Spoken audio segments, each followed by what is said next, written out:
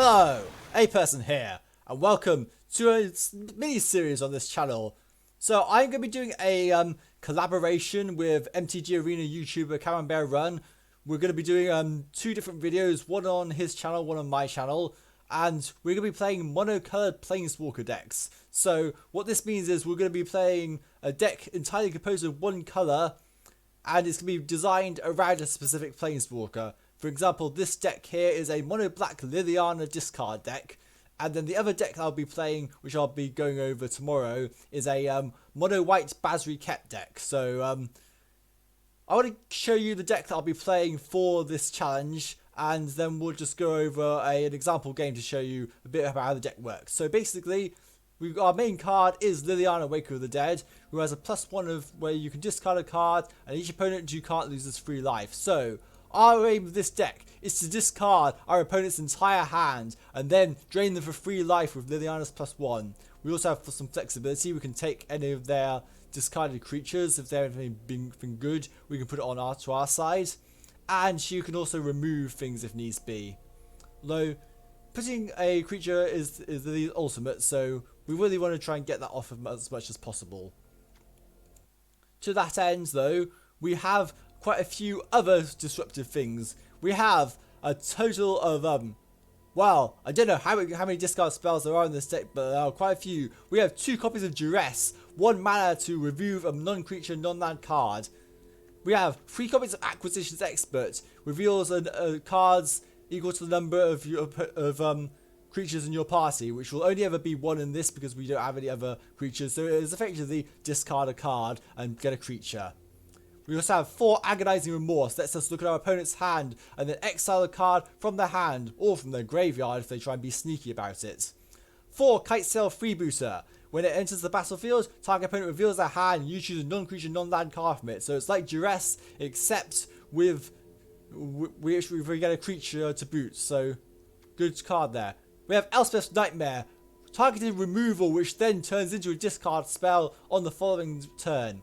2 copies of Mind Rot, target player discards 2 cards, a quick easy way for 3 mana to get rid of our opponent's hand. 2 Pelaka Predation, where we can force our opponent to discard a card with converted mana cost 3 or greater, and it also doubles up as a land if we need to be. And finally we have Rankle, Master of Pranks, who has the option to discard a card when he attacks the opponent. So a repeatable discard source. We should also act as a sacrifice outlet, so we can potentially sack our Acquisitions Experts to Rankle if needs be. So on top of that, we've not just discards though. We have a few other tricks in this deck. We have 4 copies of Bloodchief first, because let's be fair, it's one of the best removal spells in standard right now, so we might as well play all 4 copies of the card. And we also have 4 copies of Fiend Artisan, which may be a bizarre inclusion in this, but Lily's is +1 says each player discards a card. That means we have to discard cards in our deck too.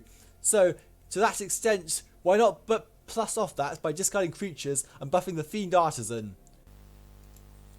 Admittedly, we only have about 16 creatures in the deck, but that should be plenty to get enough creatures to pump the Fiend Artisan.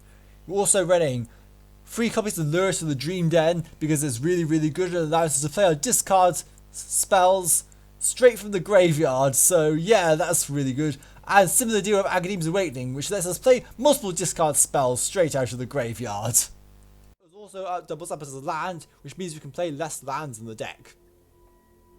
And because of that, we only have 20 other types of lands, so we have 16 swamps, and we also have 4 Castle Locthwain.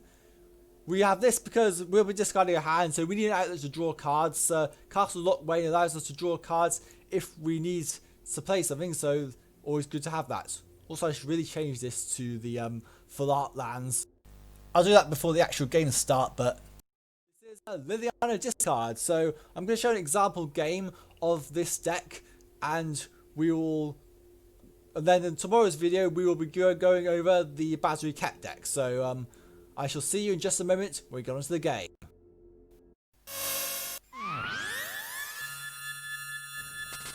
Okay, so the combination of Arena, my computer's CPU and OBS has been making it very difficult to properly record anything, but we'll see how it goes. We've got a lot of good options going going into this game, but our opponent is going first, so let's see how this pans out. They drop a mountain. They drop a Fireblade Charger.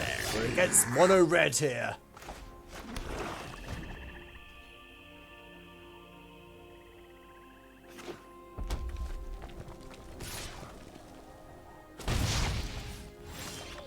Okay, we're going to go ahead and drop an Acquisitions Expert on them.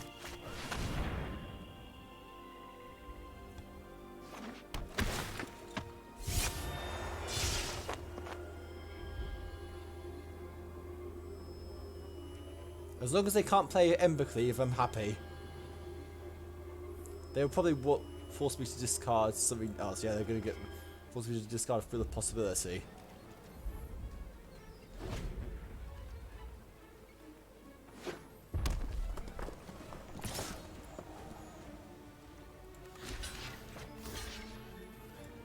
We're going to block this, even if we do lose our Acquisitions Expert in the process. But we keep them at arm's length. And we power up our Fiend Artisan if needs be. Spell Eater Wolverine, huh? Right, what do we want to do here? I think we'll go ahead and put down another Acquisitions Expert. Of course, now we have Spell Eater Wolverine. That's going to make things interesting because, well, goodbye Shock. You got rid of one of the ways of dealing with the Acquisitions Expert, I guess. So maybe they're not playing Embercleave. Oh, okay, well, that's bad.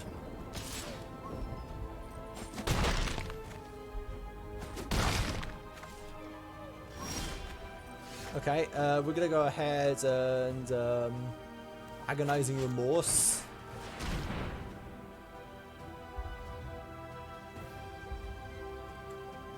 Goodbye Scorching Dragonfire. And because of that, I think we're going to put this down as the land so that we can get Liliana next turn. Or Rankle, actually. Rankle would be a good idea. Of course, we're taking an absolute battering from this Spell Eater Wolverine, so... how many cards have we got in the graveyard? We can probably -3 Lily to get rid of it, I think.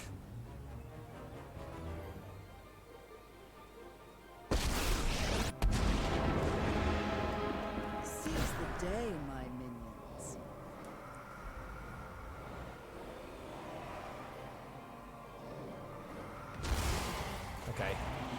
And I'll put down another land.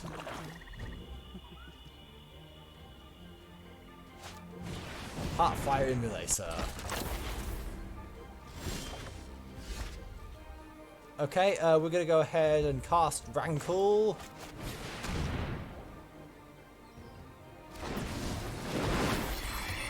Have each player discard a card.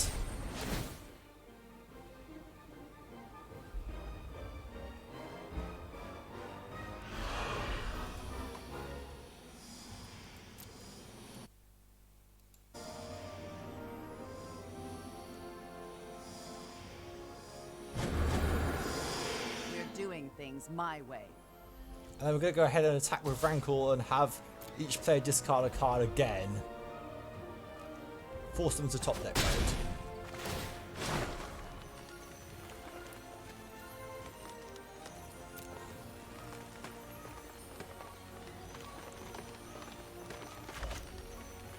Now admittedly we will lose out on Liliana this turn, but I think some compromises can be made on that front, so hopefully we can survive long enough. Yeah, I'm going to attack Lily. Well, that was a waste.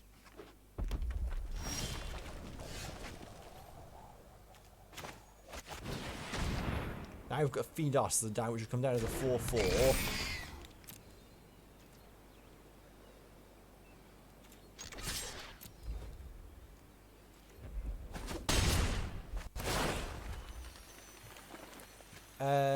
I'm going to say none for this, because we don't really need any right now. We can block the Heartfire Emulator with Fiend Artisan, depending on what they've top decked. That's a Spell Eater Wolverine.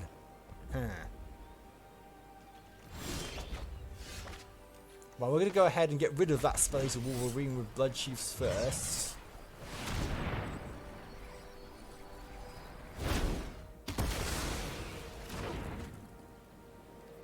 And attacking with both Rankle and Fiend Artisan.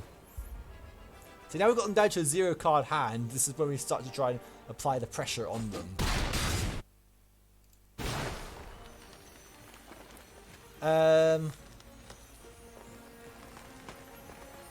I think we're going to have them,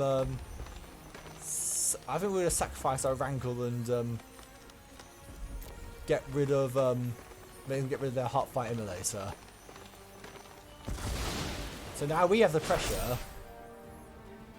We also pump our Fiend Artisan to a 5/5. And if they don't top deck a creature, they can be problematic. And we've got another Rankle. So I think that is game.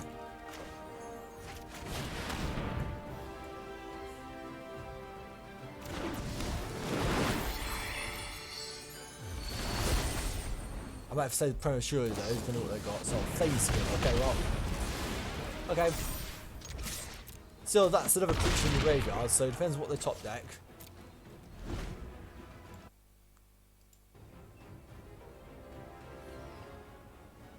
Yep, that's game. We win! That's just an example of what this deck can do, so I'm going to go straight towards the wrap-up to talk about it, because there are a few problems with the deck, let's be fair.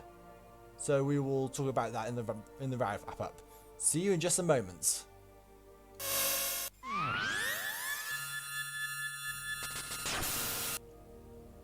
So yeah, that's just a small taster of what this deck can do. I would say it does have a few issues at the moment, in the fact that although it has a lot of outlets to discard cards, we don't have a lot to actually deal with threats on board, and so it can be quite easy to lose games from there. But we'll see how it goes. In the actual Planeswalker challenge, this deck will be either facing a Garruk deck or a Chandra deck. Now, as you can see with the red decks, we should be able to have a good matchup against the Chandra deck. But if we're forced to face the Garruk deck, that could be a big problematic. And the main reason for that is Garruk's Harbinger has hexproof from black, so we cannot kill it with Bloodchiefs first. And that is a real issue because, yeah, that means that they're going to get a lot of value out of that, continually searching creatures on board. So yeah, could be a problematic matchup. I hope we end up having to play the Chandra deck, but then again, they have a lot of removal as well, so it could be either way really. Chances are, I think because the mono kind of Planeswalker challenge idea was CamembertRun's idea, he may get a big say in what decks face each other, and we'll probably end up having to face the mono green deck with this Liliana deck. So yeah, not really looking forward to that, but we'll see how it goes. Anyway, tomorrow you will be playing a mono white Basri deck, so stay tuned for that. It's an interesting take on mono white aggro in current standards, so look forward to that. Okay, so thank you for watching this video. Please like the video if you enjoyed it. Please share this with your friends so we can get more people watching it. Please subscribe to the channel to see more in the future, including the upcoming collaboration, and hit that notification bell to stay tuned through all videos coming through. Also, follow me on Twitter at GenericAperson, all one word. Thank you for watching. I've been A Person. Goodbye.